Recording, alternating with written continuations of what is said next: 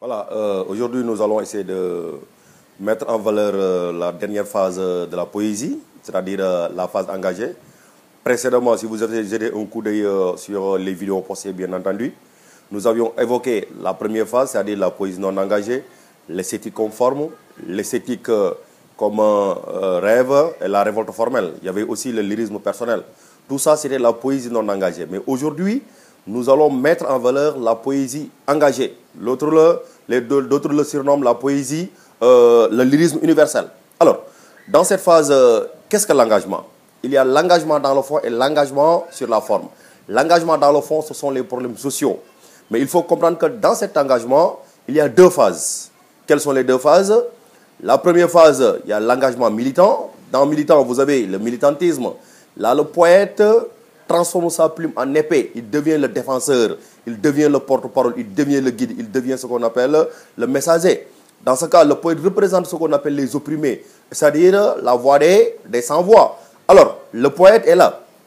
Pour comprendre ce qu'on appelle cet aspect, il faut convoquer quand même le 19e siècle avec qui? Le chef de file du mouvement romantique. Dans son ouvrage intitulé Les Châtiments, dans Les Châtiments, Hugo a remis en cause le règne de Napoléon, parce que Napoléon avait putsché quand même, avait putsché. Alors, il avait confisqué toutes les libertés. La liberté de penser, la liberté d'agir, la liberté d'expression des Français, bien entendu.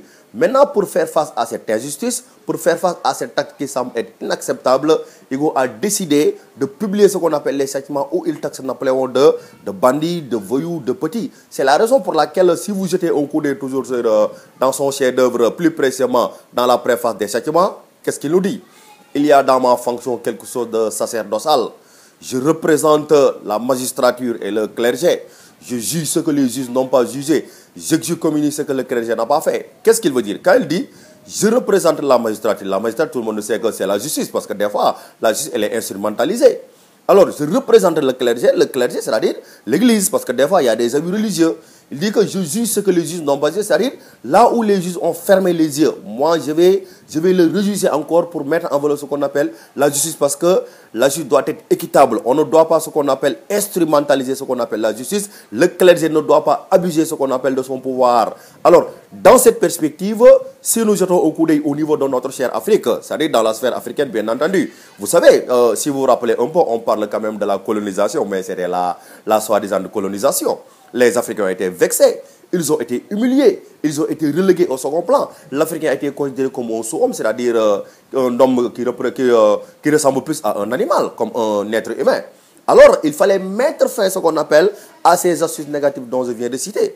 Si vous prenez, par exemple, l'homme le plus coriace de la négritude, comme je l'appelle affectueusement, notre cher Antier, le grand Aimé Césaire, dans son chef-d'œuvre intitulé comment dirais-je, Cahiers au pays natal, duquel est tiré son poème Partir, Césaire, pour faire face à cette injustice, n'a pas hésité à deux fois. Qu'est-ce qu'il fait? Il se proclame d'être ce qu'on appelle le porte-parole des sans-voix, comme j'ai dit tantôt. Qu'est-ce qu'il nous dit dans Partir? Je reviendrai à ce pays mien et je lui dirai. Quand il dit le pays mien, il fait allusion à l'Afrique, par exemple. Quand il dit lui, il fait allusion, par exemple, à l'Africain, en quelque sorte. Alors, embrassez-moi sans crainte. Venez vers moi sans crainte. Et si je ne sais que parler, c'est pour vous que je parlerai. Pour confirmer sa motivation, il confirme encore, je reviendrai encore avec l'adverbe. N'est-ce pas? De temps, je reviendrai encore et je lui dirai encore. Ma bouche sera la bouche des malheurs qui n'ont point de bouche. Ma voix la liberté celle qui s'affaisse au cachot du désespoir. Alors, pour confirmer ce qu'on appelle cet aspect militant, Paul Éluard a donné le verdict en mettant en valeur le devoir de solidarité du poète, le devoir de partage, etc. Qu'est-ce qu'il nous dit? Le poète sur la liste, le poète du XXe siècle, le temps est venu où tous les poètes ont le droit et le devoir de montrer qu'ils sont profondément enfoncés dans la vie des autres hommes, qu'ils sont profondément enfoncés dans la vie commune. Donc, pour parler de cet engagement toujours militant, nous avons le père de la nation sénégalaise, en l'occurrence Léopold Sédar Senghor, dans son chef-d'œuvre intitulé Aussi Noir, Léon Gontran Damas dans ses Pigments, David Diop dans ses Coups de pilon. Nous avons aussi Alphonse de Lamartine, nous avons Alfred de Musset, etc., etc. Nous avons Georges Sand. Tous ces poètes ont tenté d'œuvrer en faveur de la société. Mais d'autre part, comme je l'ai signalé tout à l'heure, il y a l'engagement militant et l'engagement éducatif. C'est-à-dire, Qu'est-ce que l'engagement éducatif? Là, le poète invite la société à changer de comportement. Quand il faut savoir discerner ces deux engagements.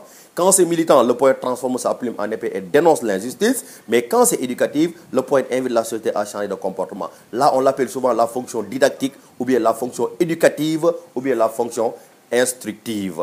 Alors dans ça, le poète, qu'est-ce qu'il fait? Il se comporte comme un parent vis-à-vis de ses enfants. Le parent, qu'est-ce qu'il fait? Quand l'enfant commence à reconnaître le bien et le mal, il l'appelle sagement. Si vous sortez, n'insultez pas.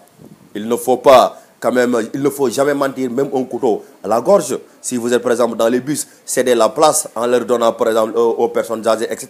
Là, l'enfant est en train d'esquiver. C'est une forme d'éducation. C'est comme le poète. Comprenez que le poète, c'est le parent, l'enfant, ou bien les enfants, c'est le lectorat en quelque sorte. Maintenant, pour fonder en raison cette thèse, là, on n'hésite pas. Il faut aller le chercher du côté du XVIIe siècle. Avec qui? Le poète que j'appelle le maître éducateur de tous les temps, bien entendu. Le fabulus Jean de La Fontaine, dans ses fables, il a tenté de les résumer ainsi. Je me sers des animaux pour instruire les hommes. Qu'est-ce que cela veut dire?